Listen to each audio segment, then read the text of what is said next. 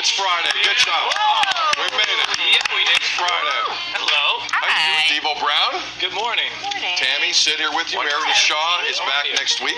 Good. I'm just tucking in some wires. You float in, right? You float in here. Yeah. So this is literally the first It's time I'm just saying hi to you. casual. Like, Yeah, it yeah, is. this is it. Yeah. Very casual. I like casual, just float in. Yeah, I like it, though. It's a little drop by. Yeah. It's strong. I like that. Thanks, I like guys. that. Morning.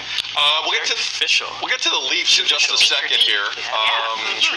Leafs made a trade last night. We'll get to that in a second. But Yeah. you wanted to say a quick something about we're just- the story of the day. Now look, any kind of iconic and figure like that passing away is for the late Brian Mulroney, Prime Minister.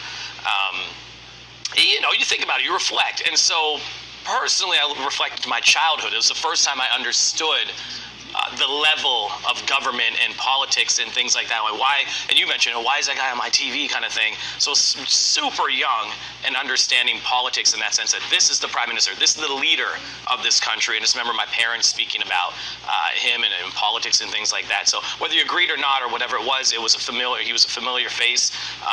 And then after politics, he was kind of always around and giving guidance and advice and doing a lot and giving back.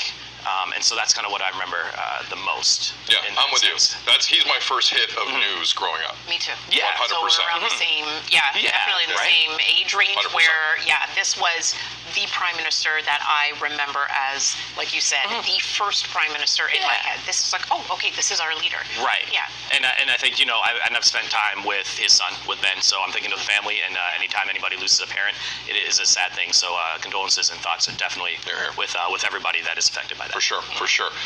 The conversation continues again. Canada's ambassador to the UN, Bob Rae, who as Premier of Ontario, dealt with Brian Mulroney a lot while running this province. He was the 21st Premier. We'll have a conversation with Ambassador Rae coming up in just a bit.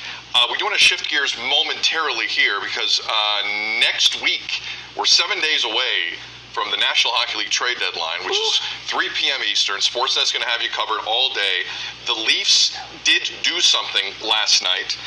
They made a move. They reacquired right-handed shooting defenseman Ilya Lyubushkin from the Ducks. It was a 3-team trade in order for the Leafs to still have some financial flexibility to do something over the next 7 days. He is a rough and tumble defenseman.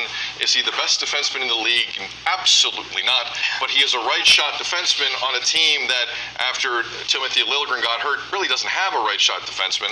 But 2 more draft picks, guys, had to leave the cupboard in order to bring this guy in.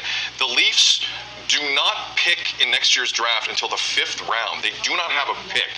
My question quickly to the room is this an organization that can trade more picks and get more guys?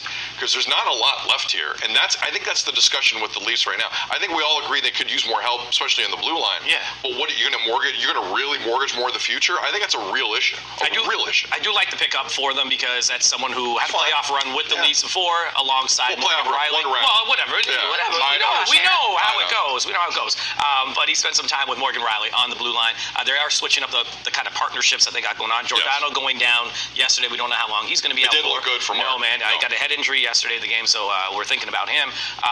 But I like that. But for the trade deadline, how do you make this team better now and still be able to improve next season without the picks? So are you going to be trading to get picks back?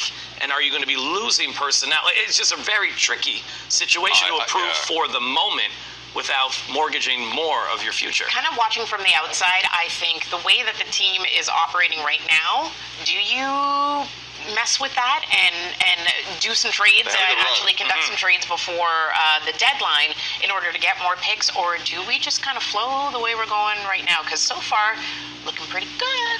Yeah, look, they're going to the playoffs. Against the Coyotes. They're going to the playoffs. So there was a moment where I was like, again, the trade deadline a week from today. Leafs making a move last night. Interesting times. It is 7:02. You're watching BT.